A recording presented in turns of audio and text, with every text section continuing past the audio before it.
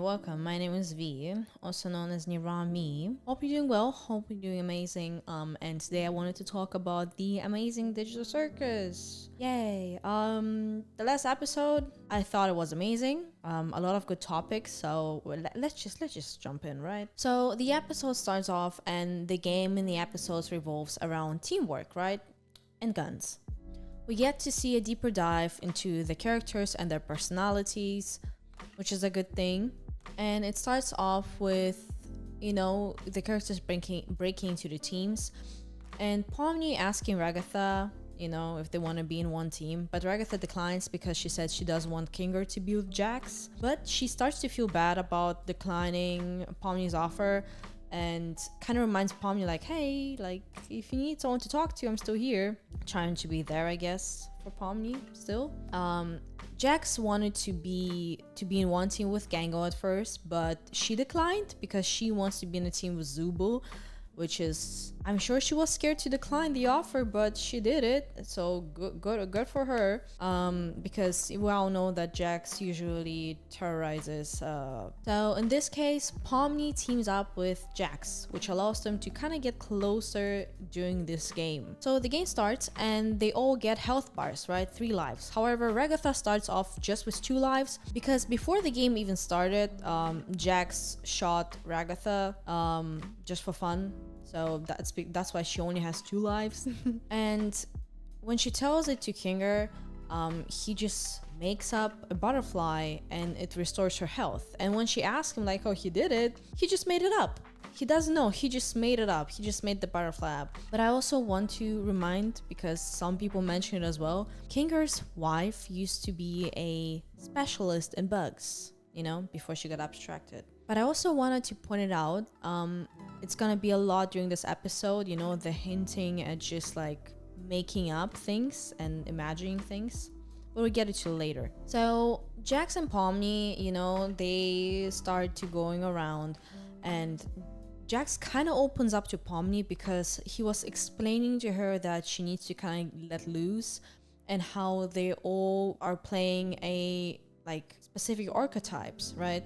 Like the funny one, the cheerful one, the sad one, the crazy one, and the grumpy one, and asking who she wants to be. I do want to point it out, I don't even think he noticed that. He started to open up because he said things like, I know what it feels like, because one day you're human, another day you're just some cartoon, right? So he went through his own thought process, when he first arrived. And now he just like plays into this like character as if it's some game, which it is, but you get what I mean. Pomni decides to play the evil archetype, and the moment she stops taking everything so realistically and kind of just like lets loose and lets imagination take over, she's able to shoot gun perfectly. Like she's aiming perfectly, like cartoonishly perfect. Again, hinting at using her imagination. So they go out and they find Ragatha and Kinger, right?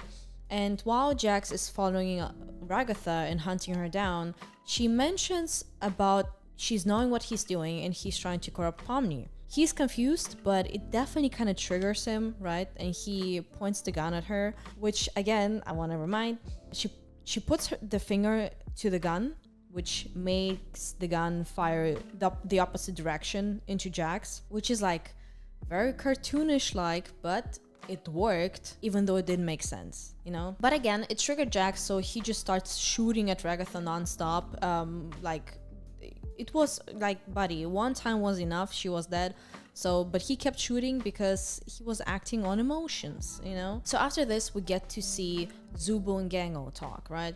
Because Gango is being worried and anxious about what Jax might think and do because she declined his offer, She kind of worries about it a lot and is scared, even though he's not in the room with them. Like, he's not even present there, but she's still like being anxious about it. She also mentions how she doesn't know how to love her real self. And that's when Zooble is saying something so perfect. Zooble is saying that you have to love the real you because that part of you exists. Like, that's what's real. So it's out in this world, it's existing already. And honestly, you kind of don't even have a choice but to love yourself, even if it doesn't make sense. A lot of things don't make sense in this world. I don't know a lot of things and they don't make sense to me, but I don't mind not knowing things. And I know you can, okay? Love yourself. Don't tell me you can. Don't tell me it's impossible, because it's not.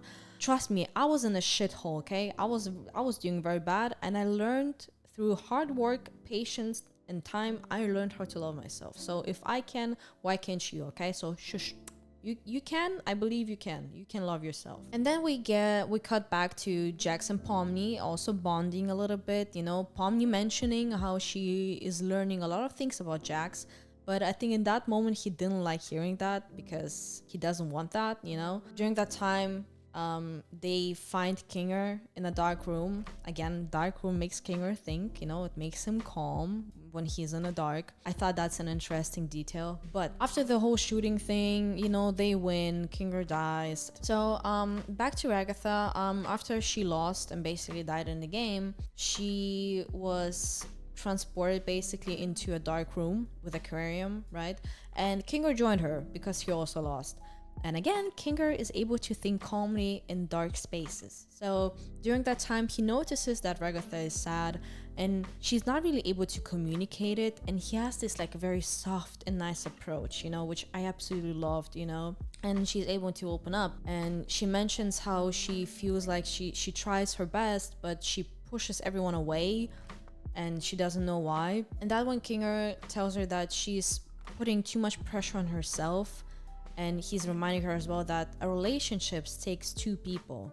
Like, it takes work from both sides. And basically how we're all different from each other and we do things in our different ways, you know, and we deal with different topics in a different way. We just have different approaches, right? Giving someone space should never be the same as giving up on them. A very good quote, I agree. And there are always ways to show that you care without ruining yourselves. And I'm gonna be honest, it kind of hit close to home personally for me. In my last video when I talked about Ragatha, I told you guys I kind of relate to Ragatha a lot because I used to be like that. And I'm still learning to this day, you know, how to not ruin myself basically in the process. Because it is true.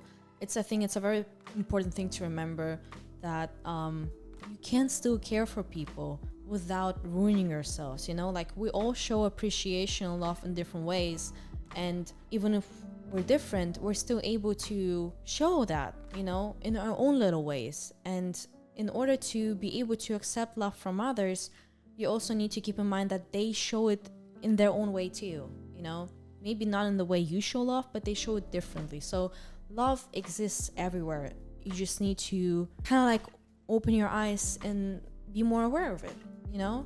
Be more aware of where it exists. And giving space to someone else doesn't mean that you give up on them, but pretty much like simply giving someone space. Because again, sometimes it's important to do that. Because in the end, if you don't give someone space and you're gonna keep putting pressure on them, even if you mean it in a good way, you might push them away, you know? So it's important to give sometimes space to other people, especially when they need it. And I think it's a good thing. I feel like this was a very good start for Ragatha to seeing it from a different perspective. So we get cut back to Jax and Pomni, and they found Gango and Zooble in a little like those like tunnel things, you know, when you run through. I forgot to mention in the beginning that Gango gave Zooble her happy mask because she didn't want to break it in the beginning, and she only wanted to use it for Tommy gun to go crazy. And during that part, that's exactly what happens. They find a Tommy gun and Gango is going crazy. She has her happy mask on, she's going crazy, she's shooting everywhere, you know? And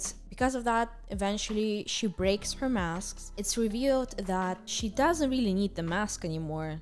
That's what I think, because she was already smiling underneath the mask. You know, so it didn't matter whether the mask was there or not. She was just happy in the moment. And I think that's also very nice and refreshing to see, where she might not need the mask anymore. She doesn't have to mask her feelings. You know what I mean? She starts to open up more and like feeling happy. And I really love the part with Jax and Pomni just singing Daisy in front of Zooble's room, because Zooble mentioned a lot that Kane does it too, you know, and I I think it's a very cool reference because Daisy was the first song sang by a computer, I think. So that was a nice thing, like nice touch. And like Jax is hurt, and then Pomni decides to go after the others, and Jax is trying to stop her, telling her to not go by herself, which is like a sign of emotion, human emotion, you know, like caring for someone, like kind of breaking your character, I guess. And during that time, he's also sitting in front of Ribbit's room. Ribbit is a character that's been mentioned a lot, and definitely a character that was very close to Jax but got abstracted. I think it's very interesting. So it might have reminded him of something in that moment. So let's just say it all cuts to the game ending. You know, they took care of Zooble, and Pomni is still being silly. You know, she hugs Jax because she's excited, and even though he was calm for a moment, he instantly pushed her away, which is interesting because she still continues being silly while he's just looking at his hand that he pushed her away with. And she kind of wants to make like this like fun duel against each other maybe, and he's just like suddenly not playing along. He's just like being cold all of a sudden, kind of starts to being distant. You know, Pomni is feeling confused obviously, but Jax starts to say things like they were never friends, and how like he only did it for entertainment and basically wasn't real. However, Pomni is calling him out on it. She's saying that he's just pretending like he didn't care, like boy, you literally open up to me that you cannot tell me you were lying all the time or just doing it for funsies. And Jax is just simply not taking the topic serious. And like I think in that moment it's also very visible that Pomni is trying to have a serious talk while Jax is playing a specific character. Like he's not giving her honest answers, but he's just playing a specific character. However, she does say that his behavior might be exactly the reason why people abstract in the first place, and it triggers him very bad because that's the moment where he starts to show emotion again. Like he breaks out of his character, and you know, he starts mentioning things like, you know, how it's very miserable to be around people who are going to abstract, which also nobody in a circus likes to be around Jax. He's kind of miserable to be around, you know? So I guess that's a kind of interesting hint at maybe Jax abstracting. And what interesting fact also, like after that he realizes that he's showing emotion again and he's breaking his character. So it's like this switch from emotional to this like the funny one character, right? Eventually he mentions how he would just like simply move on and forget about Pomni if she ever abstracted, right? Which makes her literally like it was so interesting. She was like, the animators did such a great job, the voice acting too, because in the moment it felt so realistically the way she reacted. She was just simply like not exactly knowing what to say. It makes her eventually like just like throw the gun at him and jump and fight him, because I guess she was trying to break him out of his character and just like make him react, which does happen eventually because he starts to lose it. But actually it only makes things worse because he actually goes even deeper into this like character he's playing, saying awful things, how they're just like his playthings and he doesn't care at all. But the thing is, after he says that, he turns around and he's just kind of acting shocked at what he said himself. But because I think he was simply just like trying to he was trying his best to stay in this character, and he kind of had only the two options. Like it's either him breaking the character and just like releasing all the emotions, or it's going deeper into this character and just playing along, you know, to not break. He was trying his best to not break the character and keep on going. I think it's very obvious that Jax does care. It's just like he's trying his best to like not be close to anyone in order to protect himself and maybe eventually others. I don't know, because he doesn't want them to be hurt in case he abstracts. It can be many things, but there's definitely a reason for it. Because again, however, even if he did say that that he doesn't care, later at the favorite character award show, he goes to the bathroom and he kind of starts having a little panic attack, what it feels like, which also felt like he's almost there to start abstracting. So I'm very curious what's going to be in the next episode after that. But one good thing is that when Ragatha and Pomni like stumbled upon each other, they kind of said they want to talk after the show. So I think they might be able to find an understanding and just to build a friendship out of that, you know, from the start. And I also like, and one very interesting part that I saw on TikTok today, actually I saw it on TikTok today. It's from this account. It's by the account Oz They Was. They posted a TikTok mentioning how in the beginning of the award shows we can see Kinger like sitting in his chair, but after the bathroom scene with Jax, he's nowhere to be seen. Like, he's not sitting there anymore, he's just not in a frame anymore. And also an interesting fact is simply that the room is dark, like the theater is dark, so Kinger is able to think calmly and properly, but for some reason he left his place. So I don't know, there is something going on, and I think it just makes it much more intriguing for the next episode, especially since like we found out so much about the characters and they kind of slowly started to change, you know. So like I said before, I think this episode was great. There was like a lot of topics that I also enjoyed listening to, and a lot of inspirational quotes as well, which I think we also can learn from, obviously, especially about what Zooble and Kinger said. I'm very excited to see what's going to be next. I do have a feeling that Jax might get abstracted, and you know, eventually that the reason why he's being so distant is either, I think for both parts, is because he's trying to protect himself and also the others to avoid this like emotional attachment maybe. And another thing that I also noticed as well, and it made even more and more sense eventually, is that Kinger might be related, and just like Kinger might be the one who created Digital Circus. Not really created, but he's definitely a part of it, because it just seems suspicious because he's been longer than everyone else, and the fact alone that he's just like able to make up things, you know, just like out of nowhere, and nobody else could do that before.